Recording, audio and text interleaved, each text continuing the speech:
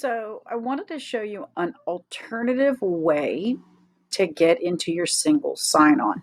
You can go to any standard, everyday, ordinary Google page and click the sign-in button.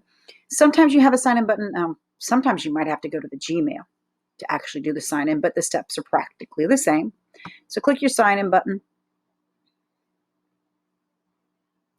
And this is not the account I want to get into. I don't want to get into my personal account. So I want to make sure that I put in my school email address. So you got to put that full email address.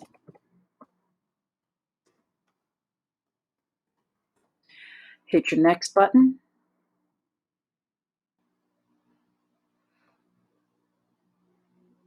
Now you're going to get redirected to your single sign-on page. Hopefully you already have your username, which is what you would use to sign in on the computer each and every morning or each and every time you get back on your computer. The password is the one that goes along with that sign in to start your computer. And of course, you click your login.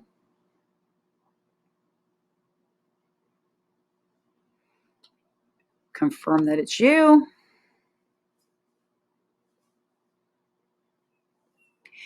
And from here, you want to go to the waffle, which is up by either your initials for your name, or if you put a picture and an image in there, then it'll be there. So go to the waffle and you can go ahead and go to your Google Drive.